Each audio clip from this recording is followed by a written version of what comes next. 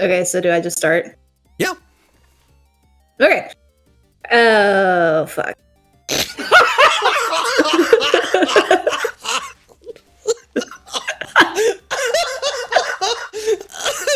I can't breathe! Nailed it! Yes, this is where you start. We should just include that. That should just be it. That's definitely gonna be in. Fuck it, go!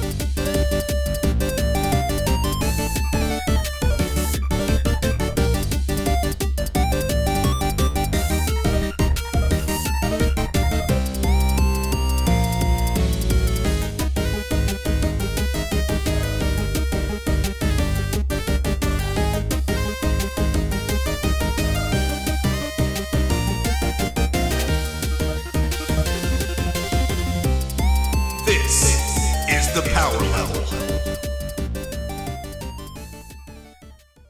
Okay, so guys, basically this is the very first episode, obviously, so it's going to be formatted a little bit differently than the rest of the episodes, just because our hosts have to tell you a little bit about ourselves. It's not going to take long. We're all very boring. And yeah, so Pariah, you go first. Alrighty, I think I shall. So I am Pariah, obviously. That'd be kind of weird if somebody else was talking with that intro. I go generally by Pariah, Perry, or Pariah013, because that's generally what everyone knows me from. Wow. When it comes to any kind of gaming handle or anything like that, I currently work as an IT and school support specialist for the educational industry, and I enjoy my job quite a bit. I like long walks on the beach and playing video games, copious amounts. Basically been playing games my entire life. I don't really have any ties to the industry other than these wonderful bastards over here. Love gaming, been doing it my entire life, and I probably will never stop. Just kind of some general favorites for myself, because that's what I like to see. I like old games, like Pagemaster from the Genesis days. I don't know if either one of you have played that. I kind of want to get into that at some point. Oh, it's so good. Beavis and Butthead on the SNES was amazing. Ocarina of Time, basically any kind of Zelda game, especially Breath of the Wild recently. Oh, girl. Final Fantasy, the old Final Fantasies. I just actually, for the first time, fun fact, started playing Final Fantasy X, the remake, or remaster, I suppose. And other than that, yeah, that's me. So, there we go. On to Senor Cowboy. Hi, I am Cowboy. I'm kidding. Hi, my name is Cowboy, or the real Cowboy online, like Twitch, Twitter, all that sort of jazz. I am not as interesting as Pariah because I work at a grocery store. Yes, Yeah. I work at a grocery store. Love the silence that came after that. Just let it set in, guys. Like, what do you want me to do? Like, it's not all that glamour. But I used to be a former head moderator for channels such as iPhone Star for Hire, Wolfless TV, TV on our Frags, McLaffy Taffy. There was another one, I can't remember who it was, but I was a moderator for them. Been in the gaming industry online for about 6-7 years. Basically, I got my start with iPhone Star for Hire. That's where I met Crystal and Pariah. Hello. Hello. I truly enjoy games like Pokemon, Borderlands, The Legend of Zelda series, Call of Duty, even though Call of Duty pisses me off to no end. You and everyone else, sir. Right? And I truly enjoy games like looter shooters like The Division or Borderlands, and I'll dab into newer looter shooters like there was other ones, but the most recent one I played was Borderlands 3. Is fantastic. My least favorite was Anthem, which we'll get into that at some point. Oh god. We'll get into that one. Oh fuck. Well then, And now That's it's a sore Crystal. subject for everybody. let's avoid that one. All right. My name is Crystal. I've been a writer in the esports industry for about 10 years. Mostly recently, I've started writing for Esports Insider. Basically, I cover the business side of esports in news articles and very long features. I've also written for DualShockers, The Loadout. I've done work for Optic Gaming. I was the editor-in-chief of Optic Intel back in the day. I've just kind of been all over the place. Like I do a lot of different kinds of writing, and that's I write words all the time. Favorite games. My number one favorite game of all time that will never ever change is Final Fantasy VIII. Woo! Yeah. I also really enjoy Call of Duty 4. That was the first Call of Duty that kind of pushed me into the esports side of the gaming industry. I also really like Majora's Mask. I think I don't know if I'm going to get stoned for this, but I think I like Majora's Mask a little bit more than Ocarina of Time. Let's see. I also really like Mass Effect and Dragon Age because they're both awesome. Fun fact, I'm highly allergic to public speaking. I'm probably going to break out into hives any minute now and might die. So this is my first and last episode. I love you all. Yay! in remembrance of Crystal. Need like some Sarah McLachlan on in the background. Right, exactly. Just in the eyes of the gamer. Yes. I like it. So we nailed the intros. All right, perfect.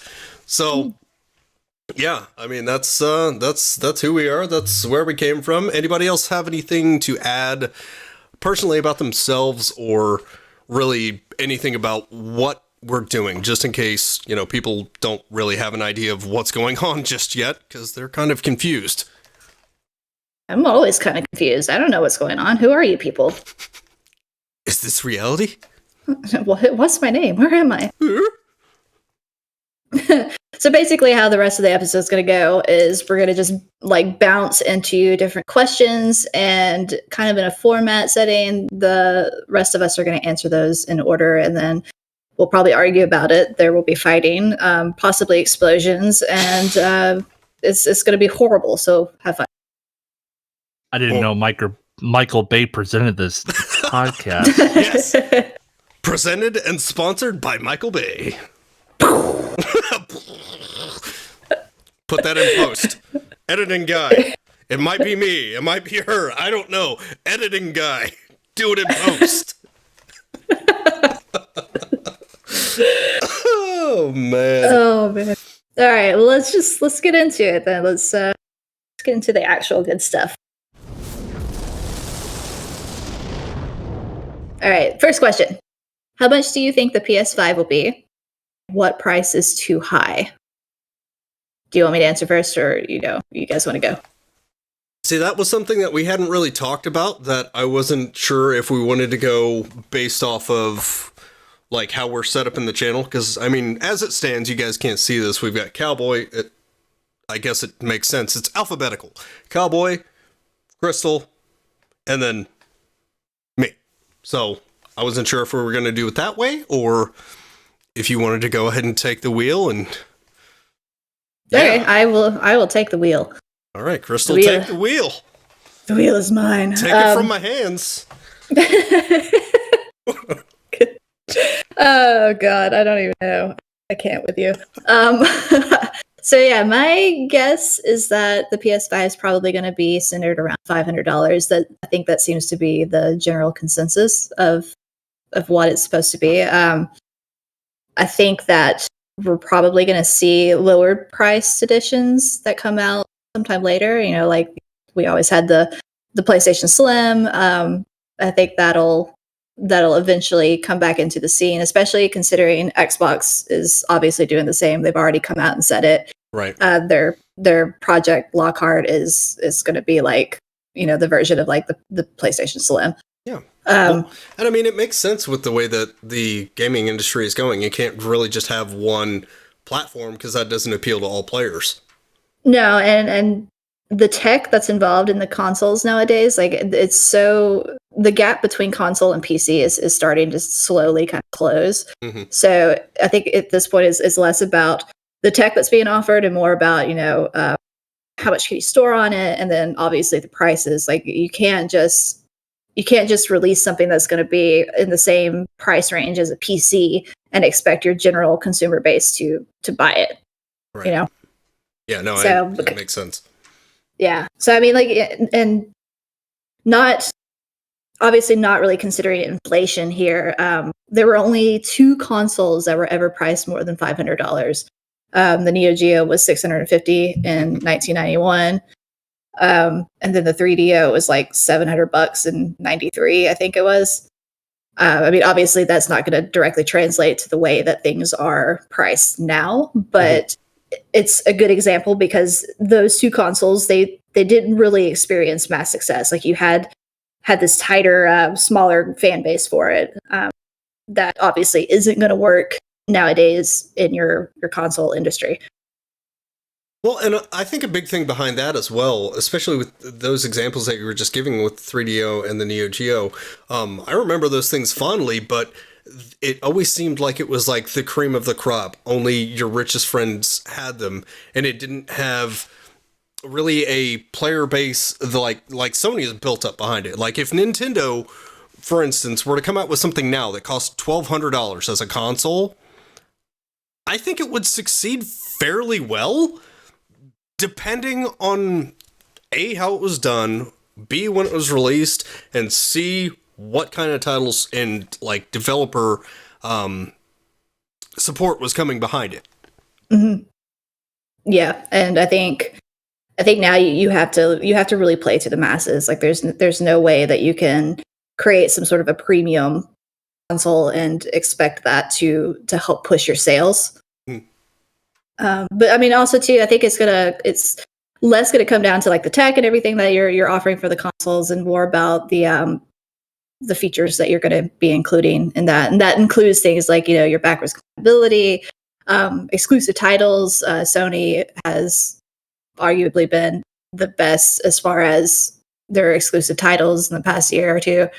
I mean, just recently, like just the explosion of different titles and the way that they've competed and the way that they've pulled away from how companies are normally doing things. Like, I mean, pulling out of E3 in general and just kind of going their own way. Like you're going to start seeing more of that. And that's what's going to kind of split the 2 brands that we're seeing. Right. Xbox and Microsoft. And I mean, realistically, that's ballsy. It is. And you know what? It worked for them. And I think it was a risk that was obviously, good for them to take. And I think that they're going to start leading the pack because of that. And we're probably going to start seeing other companies start doing the same thing. I mean, Nintendo already does their own, they do their own shit. They don't care. Mm-hmm. Nintendo is Nintendo. Like they are their own little fucking country. Yeah, exactly. So, they do whatever the hell they want to do. And if you don't like it, then whatever. Everyone seems to like it though. So it works for them. And I think, there used to always be the kind of this method to their madness where, let's go to companies, let's go to events like E3. Let's, advertise and create hype for all these titles. And now that we're moving purely digital, which I'll cover later, it's a little less vital nowadays. That wasn't for you, by the way. just because I know you can read the screen and be like, so what's the teleprompter telling me? Speak to me, magical teleprompter. So I'm over here trying to speak and we're just talking over you. I looked over and saw your mic and I was like, I don't think he knows. I know he's very, conscientious about, talking over people, which I try to be. But you're not usually that quiet. So I'm not. I'd throw it out there. I was like, all right, let's fucking see what's going on. I just wasn't gonna say anything. Just take the reprieve. Gee, thanks. But no. You touch base on the tech and the price about $500, $650. With this whole coronavirus going on and the parts coming from China and everything, I'm thinking more that the PS5 is going to cost more than it really should as of right now. But as this virus dies down, we'll probably see the price come down a bit. Like the previous consoles have done, like the price come down over time. But as the first editions come out, it's going to cost more because there isn't really games for it yet. Well, and I mean, you really introduce a very interesting point that I didn't even think of, Cowboy, is with everything going on right now, the potentiality of, a fucking outbreak with what's going on with the coronavirus. Not just that, but also the Chinese tariffs that are in place with the government. Like, everything is a lot more expensive to ship in from China. So, I mean, at the end of the day, yes, that's going to bounce on top of it, but now we've got that whole coronavirus scare. That really does introduce a whole side that I haven't even thought about. Right. Yeah. That's what I was trying to get at, but I was muted, obviously.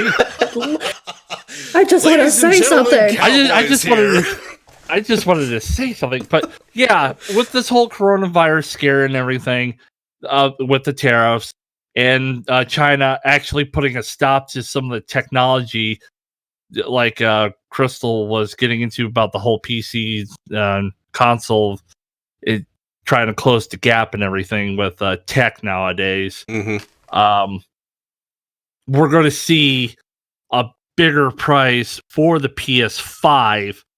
I'm seeing more towards $650 than the $500 as of right now. I mean, as long as we don't have PS3 prices, I think we'll be fine. But over time, you will probably see that go down in price to $600, $550, down to $500 as more and more games are coming out for the PS5. We'll probably see prices come down even more with new models like a Slim, like Crystal was saying, smaller hard drives, like terabyte hard drives. I don't know what the specs are for the PS5 as of right now because I didn't do any research. I am a terrible person. He's not prepared. That's okay. Honestly, it's one of those things where I didn't do a lot of research before we jumped into this, but just knowing what I know and seeing what I've seen from, just little blurbs and articles coming out about leaks or just, actual announcements from Sony about the PS5, it looks very, very solid. I mean, as of right now, they're talking about having an SSD, a solid state drive, with, I think it's 500 megabit per second transfer rates, reads and writes, which is fucking huge. The amount of load times that are going to be cut out is astronomical. And having an SSD in a console is going to be beneficial to them because that's what PC gamers have. We have SSDs in our PCs. We can load up games 10 times faster than a console player can. Well, and honestly, if you want to have a solid state drive in your PS4 right now, you can do it, and it's viable. Like, there are some really good tutorials online to be able to put just an SSD, a regular SSD off the shelf, into a PS4 so that you've got that. But I think that the PS5 is really going to take advantage of those transfer rates and really take advantage of the internal storage, not the internal storage, the internal memory, to be able to do a lot of the pause features a lot better and do it a lot better justice. I'm also kind of wondering too, like, as the tech is advancing and we're closing the gap between consoles and PC, like, I wonder if we're slowly pushing into an area where you're going to start seeing more customizable consoles. When are we really going to bridge that gap? When are we going to see the personal home PC? Well, I mean, obviously, that's what a fucking PC is. It's a personal computer. But you know what I mean? Like, Steam PCs actually out there as consoles, not like they were touted to be back in, like, 2009 or 2010 when they first fucking brought out SteamOS. Right. Oh my god. SteamOS, why? it's only just become viable within the past couple of years, and even then, it's like, yeah, we kind of support it. Yeah, and I feel like people have just kind of moved on. Right. Well, and it's one of those things, especially when it comes to a home market, when PC gamers upgrade their computer, when I upgrade or when Cowboy upgrades his computer, or even when you do once you actually get into the market. Eventually. You can take those parts and turn around and sell them to people who don't have, the availability to said parts. Like if you get a better graphics card, you can take that and, pass it off to a friend or even sell it on Craigslist or Facebook store or whatever it might be to kind of make up for what you spent in it. But is that really going to translate into that kind of market? Or is it going to turn into, where people have bought X console and the newest best thing has come out and X console is now thrown away, basically?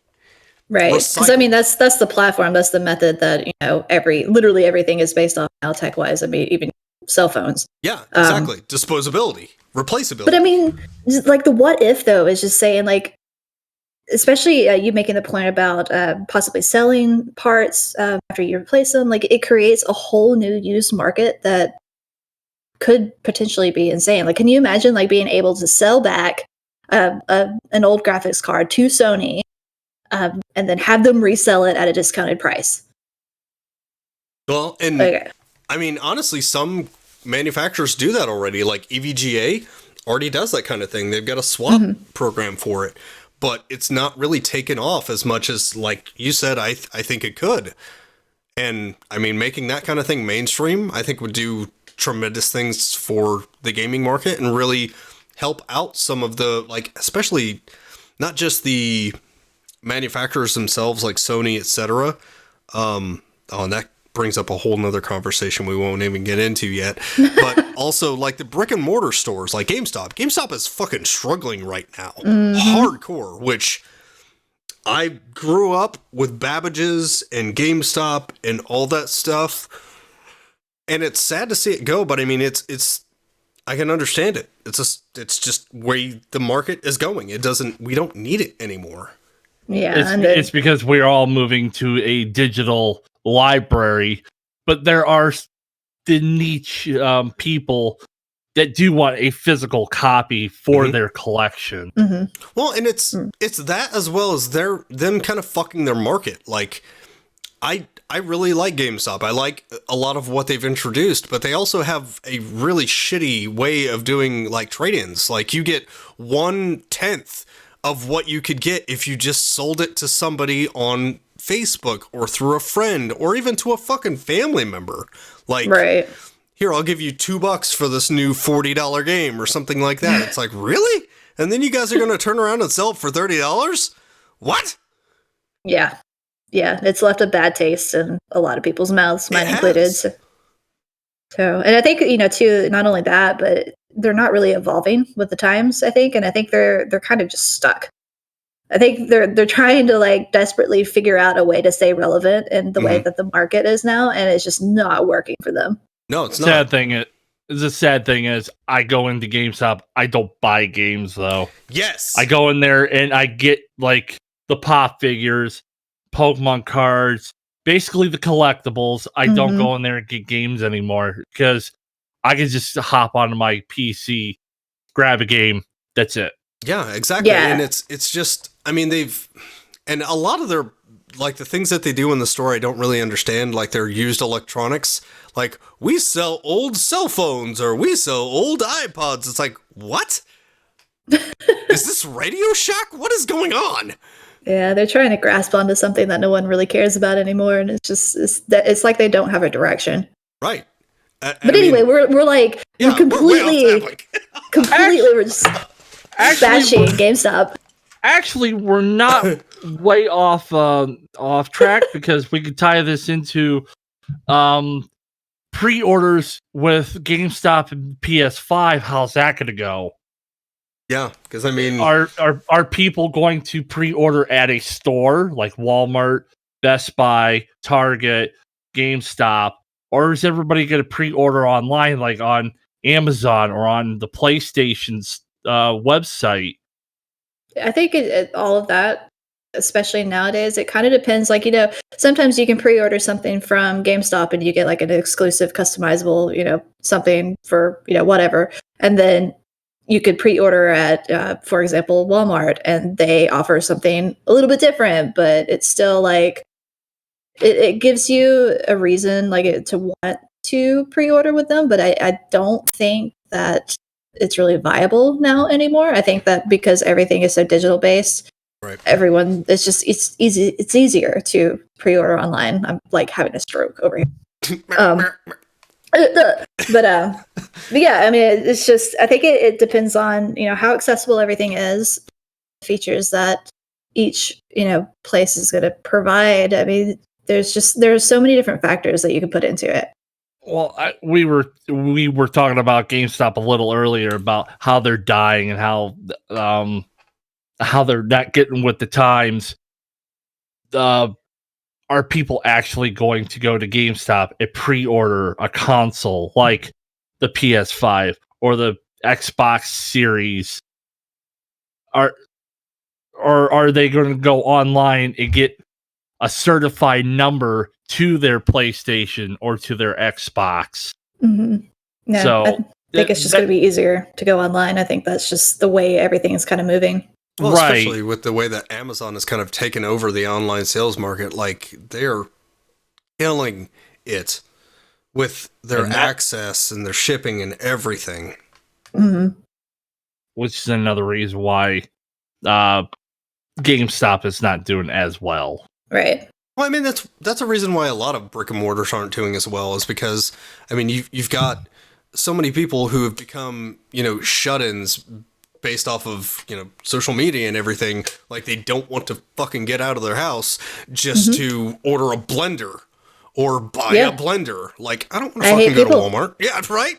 Like, no, I'm good. Like, I have to deal with people enough, all right? So if I can just order it online and have it shipped to my door that day or the next day for little to no cost, yes, please.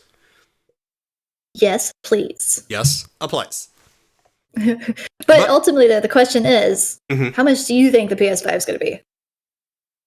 I mean, honestly, if we're looking at the way that the market is going right now, I don't see them going too crazy with it, but I also think that something like the 600 range, like they did with the PS3, would not be a bad move.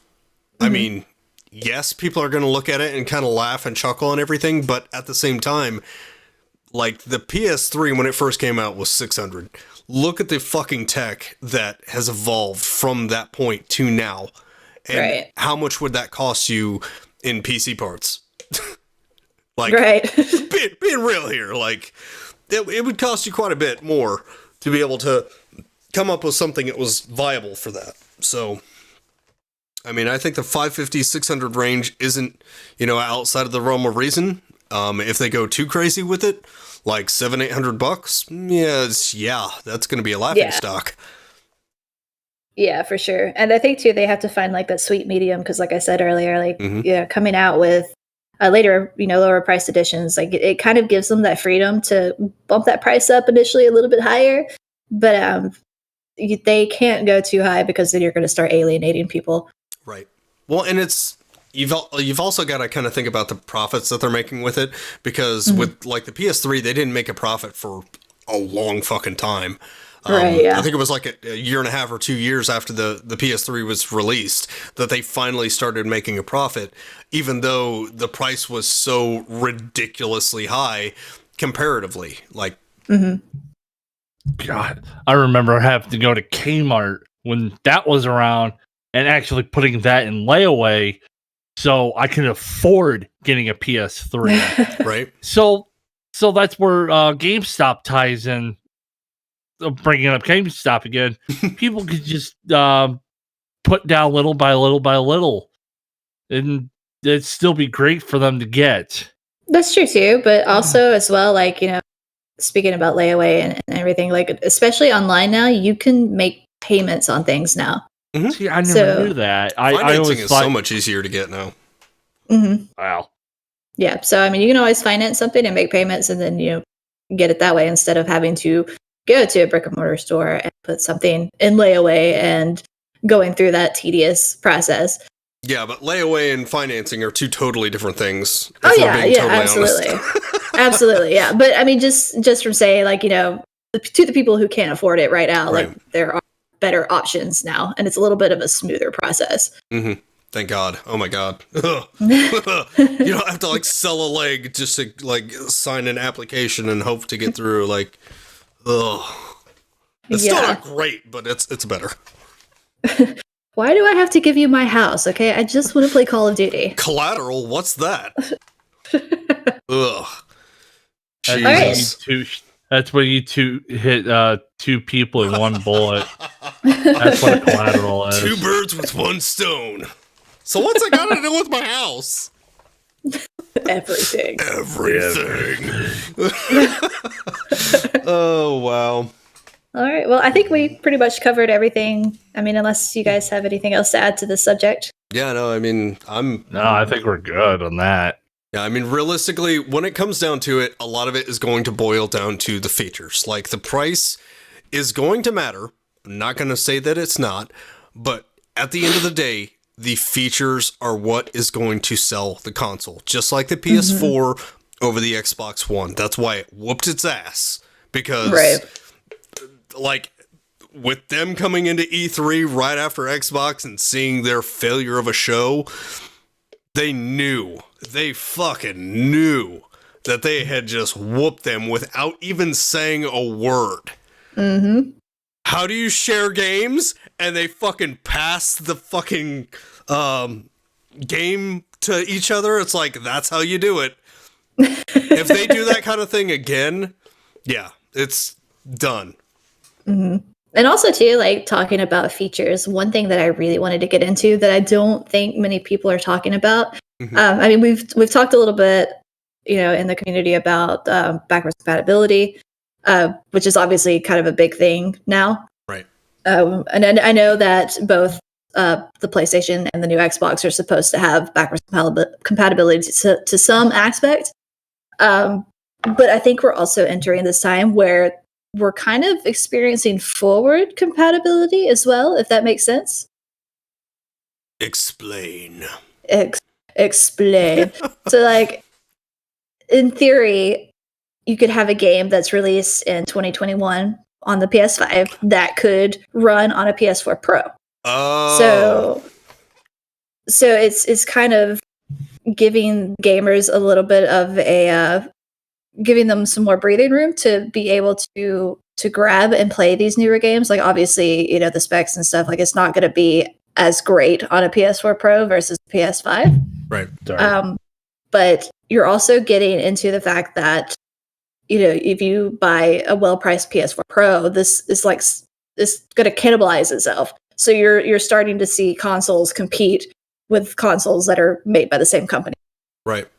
Which is nice because, I mean, you get that a lot within the PC market. You've got your best buddy who has a $3,000 PC who can run everything on ultra graphics at 4K while you're stuck at 1080p running at high. So, right. I mean, yeah, I mean, that makes a lot of sense, especially, well, and I think it's interesting with that as well. Like with Zero Dawn, what they did, where they released the high-res texture pack. Mm-hmm. So you could still play the regular version, but you could play the sexy version on the PS4 Pro. It's sexy. It's so sexy. Have you played that game? Oh, it's amazing. Yes, it's so good. It's so fucking good. Cowboy, if you've not played it, highly recommend. So recommend. I'm a PC gamer. I don't play console games because You say that, and loser. How have I always ever played Breath of the Wild? On my PC. So. Hey.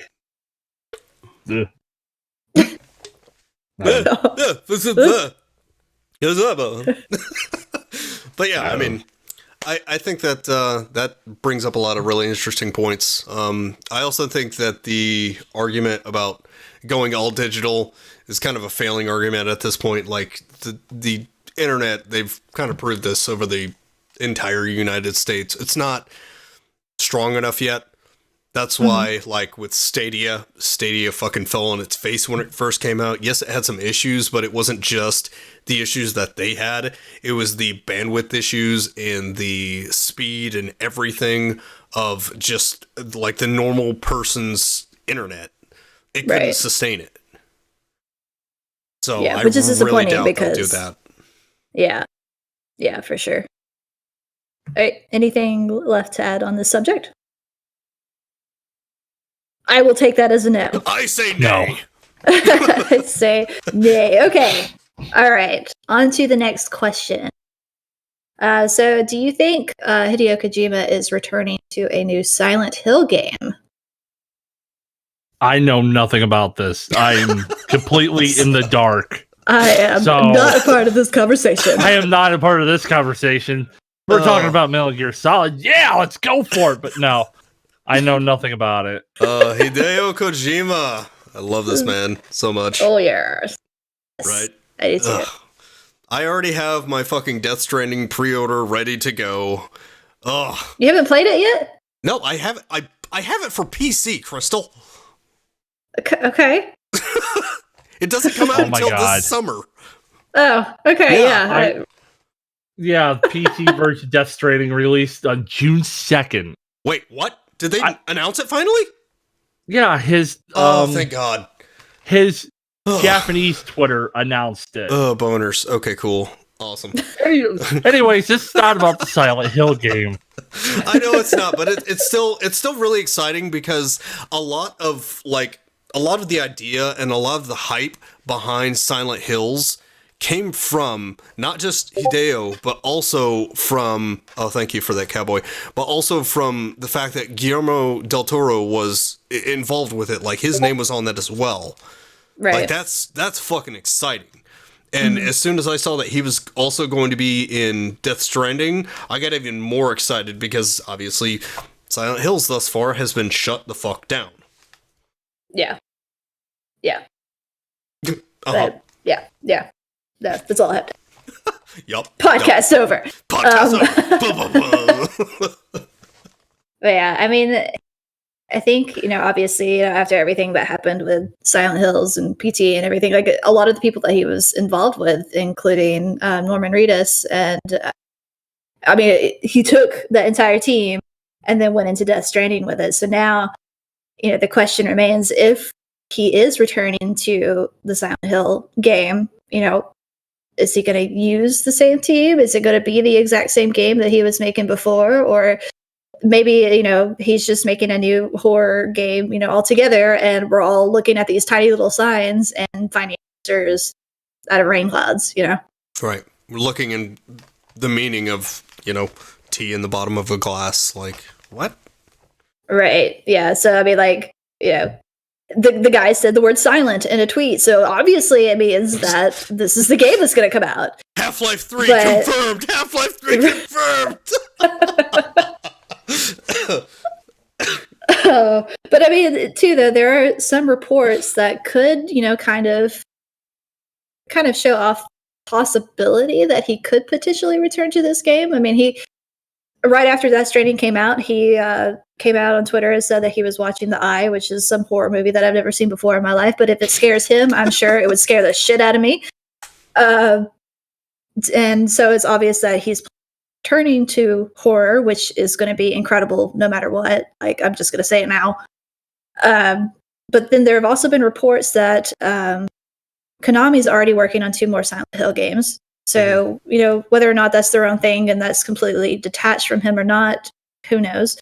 But we've also had reports that the tensions between the two have kind of thawed a little bit. So I'm kind of wondering if he's going to kind of do his own thing and kind of have those elements a part of his own detached horror game, or I don't know, maybe he is going to start doing the next Silent Hill game and PT will not just be the best demo ever created. Which, by the way, if you want to play it now, you have to buy a PlayStation 4 from eBay with it on it, which is technically illegal by their contract. It's fucking stupid. You want to hear something really tragic about that? What? So I had PT on PS4, played it all the time, had it. The PS4 broke, had to get a new one, could not transfer any of it. You still have the PS4? I don't know. It might actually be not here, but if you have it, let me know. I will let you know. I will fucking figure this out, all right? I will try and figure this out some way. If I can get that shit to... Oh, girl. Oh, girl. Oh, so excited. Hyped up. Dude, I have not played it. I have watched tons and tons and tons and tons and tons of footage because I was so excited for it. I didn't have a PlayStation 4 at the time. Shortly after I got a PlayStation 4 was shortly after they pulled it. I was fucking mad. Oh, so mad. Because I love a lot of what Hideo does. I mean, he's obviously a lot of people are like, oh, he's amazing for Metal Gear. No, I mean, he's got a different brand to him. I mean, it's him. His creative strategy, yeah, his creative strategy is just, unlike anything else. He does what he wants to do, and fuck what you think about it. Exactly, and that's what I love about it. But it's one of those things where I don't think that the tensions between him and Konami are where they really would need to be for him to come back into the fold. And I hate that because I really wanted to see that fucking project come to fruition. But I think what he has started and the foundation that he's laid with Kojima Studios is really going to be his future. I think that he's going to take that and not just really video games, but interactive movies. Like a lot of people see Death Stranding as being. They see it as, this big walking simulator or UPS simulator, as I've seen countless memes about. But it's got this really deep, intricate story. Whereas, Metal Gear Solid is a lot of action, a lot of fucking in-your-face, balls to the wall, kind of thing.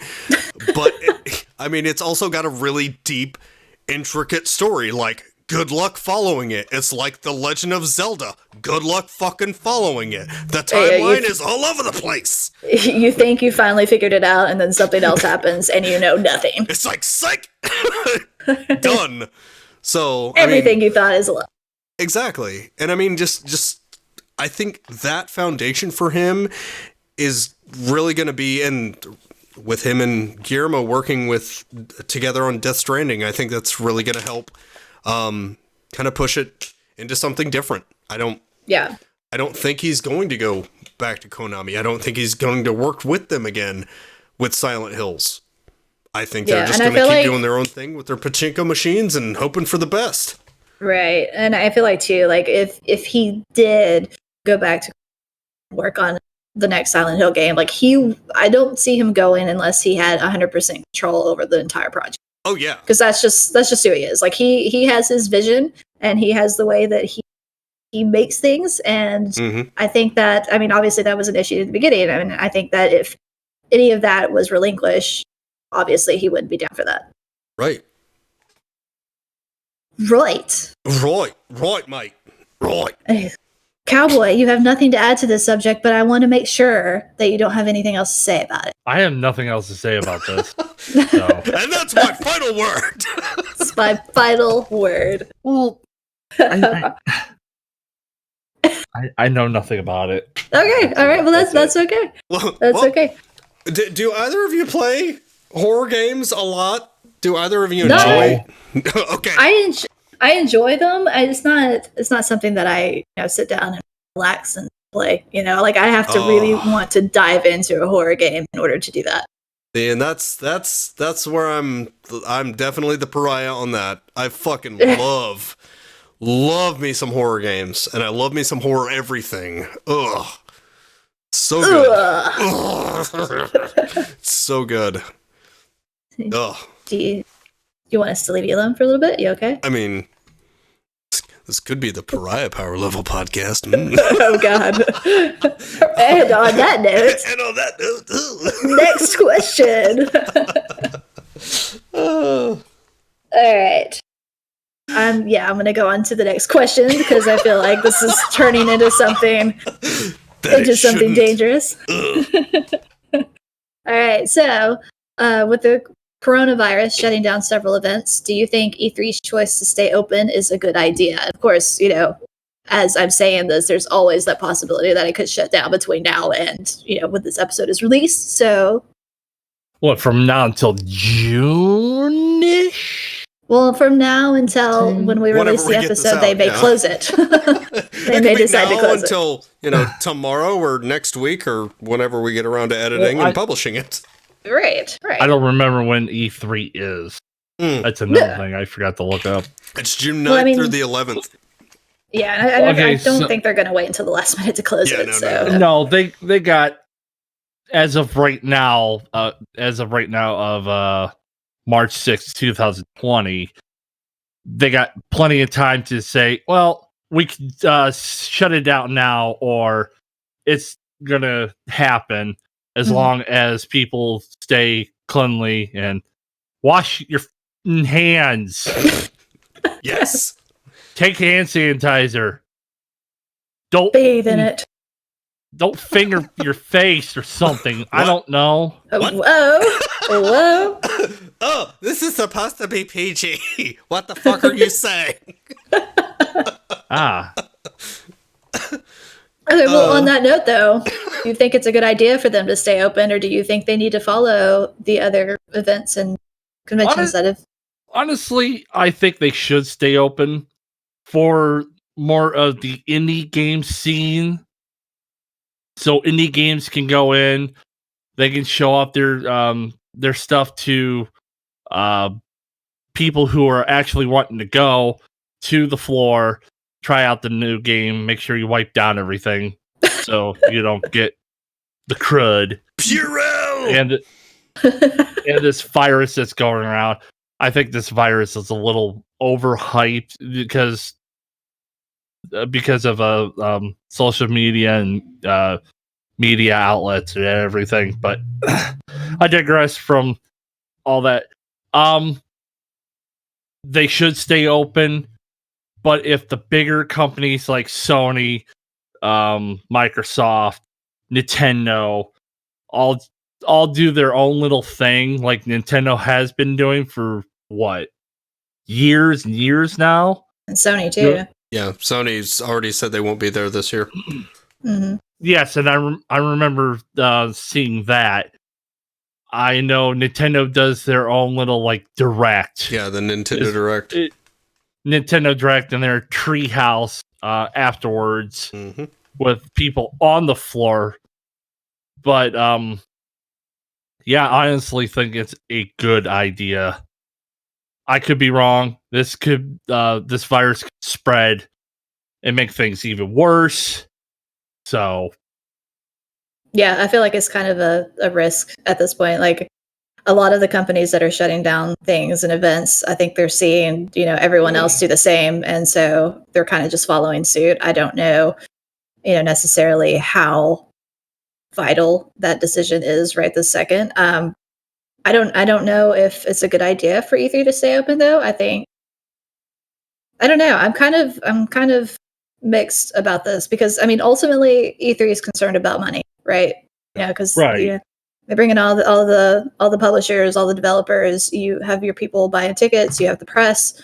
Because again, just the way that it's evolved over time, it used to be an event that was basically invite only, and then it turned into a huge public spectacle. And then I think since then, the hype that's kind of surrounded it has started to fade quite a bit. They've already lost Sony.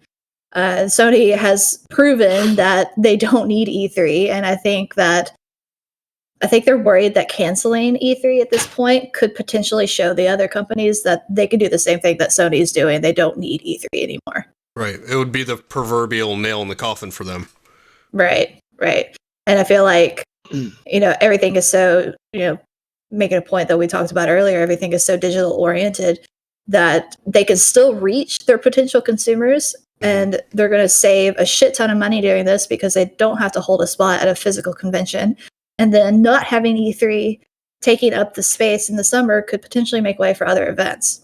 See, with the whole E3 situation, the coronavirus, honestly, I think E3 should stay, but have everybody do a presentation in their own studio or in their own building or in their company area, like where Sony is and Nintendo is. So somewhere separate from the public, you mean? Right. But not have the public there. Like show what Nintendo has done. And still have an E3 schedule. You don't necessarily have to pull out of E3 and say, we're not going to E3 because of this and because of this. Just show us what you have in mind, what you have in store, and just keep your E3 week or weekend for us gamers to enjoy.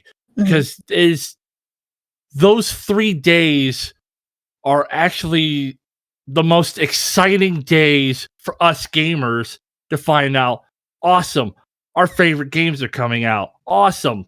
Brand new games are coming out, new IPs and new ideas, new consoles, new equipment for our consoles or collectibles or whatever. Just allow us to have E3, but you don't have to be physically there. Yeah, but I feel like too, like if you're not going to already not be physically there, like do you really need E3 at that point? See, and that was kind of the point that I was going to bring up, is that there have been so many conventions that have sprouted up. Because I mean, you've got CES, you've got GDC, you've got PAX East, PAX West.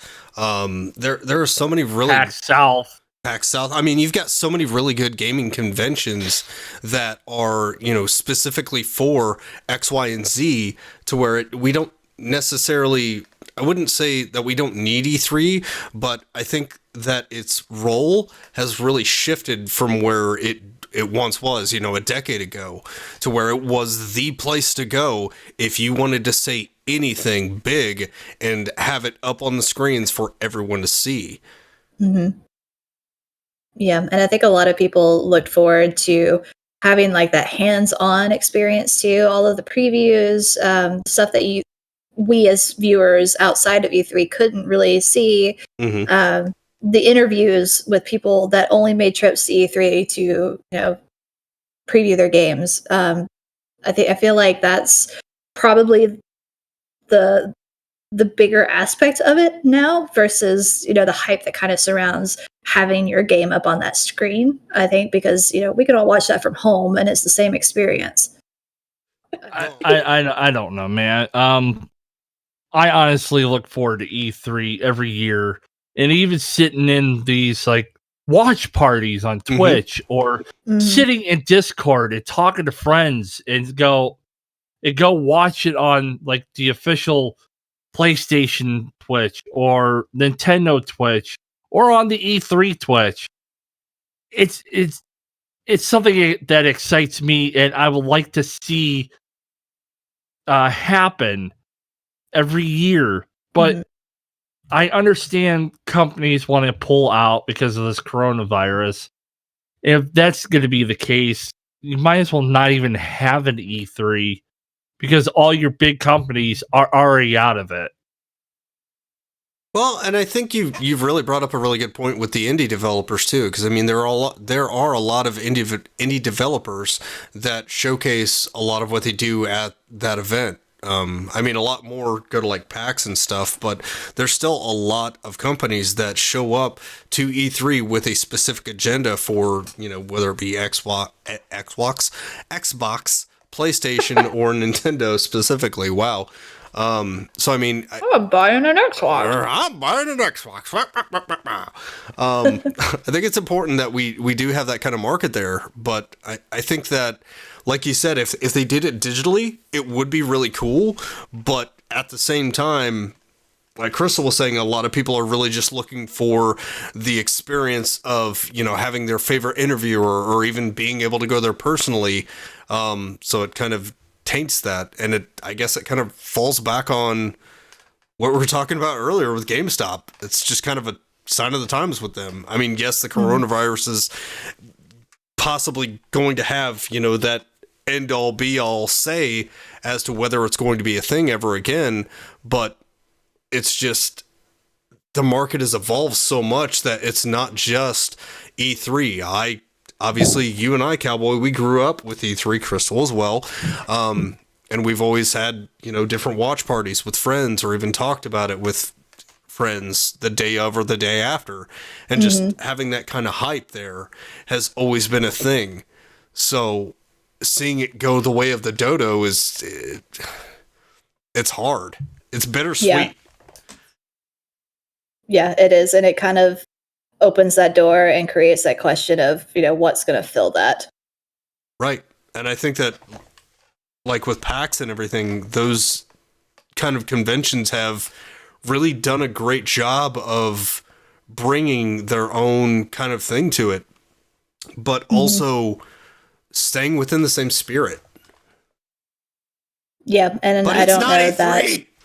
So yeah, exactly. I don't think there's a way that we could replicate that energy and the hype that always used to surround E3. I think it's just going to be that eventual end of an era, and you move on. We need more booth babes. That's what it is. That's totally what it is. They did away with the booth babes, and that was the start of the downfall, I tell you. That's a whole nother discussion, like the exploitation there. Right. Oh man. Yeah, there's a lot to that. That's a big conversation we don't need to get into. Yeah, it's a lot to unpack. Yeah. Oh man. Well, Pariah, you've talked about what could potentially happen with E3 if it cancels, but you may have, and I'm just dumb and I don't remember you saying it, but did you say that it was a good idea for it to close, or do you think it's a good idea for it to stay open?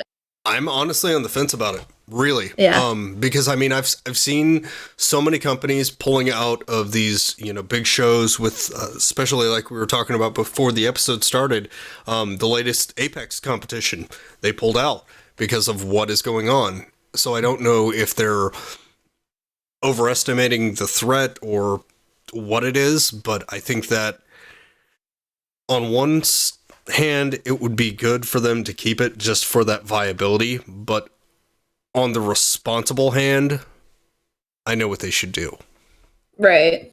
Like that's the biggest thing behind it, is the responsibility that they've got, not just to the gaming community, but to the general public, like the well-being of the people that would be attending.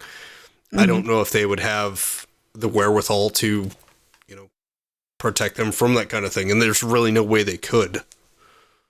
I think the way that it's going to be less about them making that ultimate decision and seeing what other companies pull out of E3 first. Yeah. Yeah. And that's about it. Yeah. That's about it. That pretty much does it. Cowboy, you've been silent. Are you still alive? Yeah, I'm here. Pariah was talking a lot, so I decided to shut up. I made my point, and I'm sticking to it. Yes, sir. I mean, it's a good point.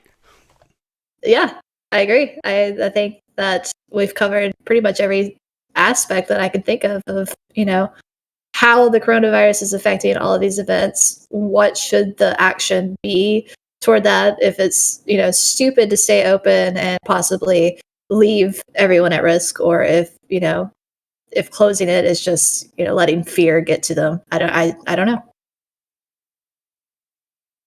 Yep, and that's why it's their decision and not ours. People with absolutely the power to do so. All right. Don't hurt yourself. They have the power level. Dun.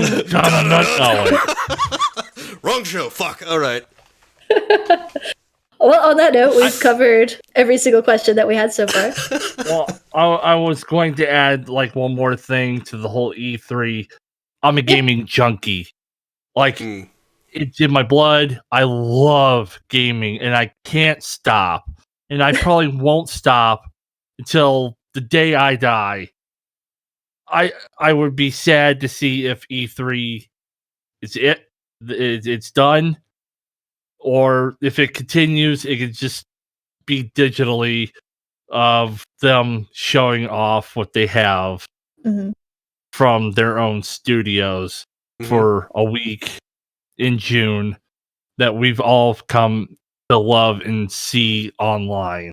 I honestly think that's a really cool idea. Like, if they did that, I think it could go over very well. If they had a digital pass for it, the way that Blizzard does BlizzCon, to where they've got a digital pass, but they still do all their announcements and stuff. Obviously, it's a little bit different. I actually haven't looked into BlizzCon this year. I don't think they're going to have it. And I don't think that's a coronavirus thing. It's just Blizzard being Blizzard. It makes sense. Yeah, right. But I think that's a good idea. Like, if they did digital passes, I honestly think that they could, sell more and have more, but still protect the people. Right. Right. Oh, yes, quite. That's all I wanted to say. Yeah, So it's a really good point. So Cowboy's ultimate point is E3 do not close. You will make him sad. I would be very sad. I'd be the saddest panda of all the pandas. Oh. And I know a thing or two about panda. Well, I know a thing or two about sadness, so. I know about that too. I know a thing or two about gaming, so let's be friends. All right. Don't choke over there. Oh, God. Well, on that note, do we have anything else to add, or should we, wrap this up because people have better things to do than listen to us? Well, it's Thank been God a little over for an editing. hour, so right. Yeah, perfect. All right. Well, on that note, bye.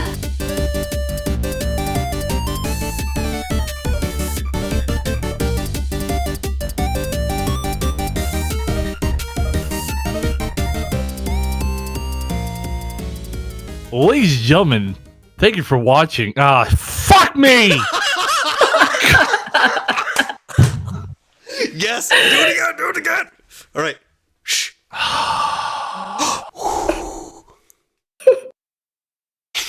Ladies and gentlemen, boys and girls, children of all ages, thank you for listening to The Power Level. Tune in next time when we discuss, and then we'll probably add on something there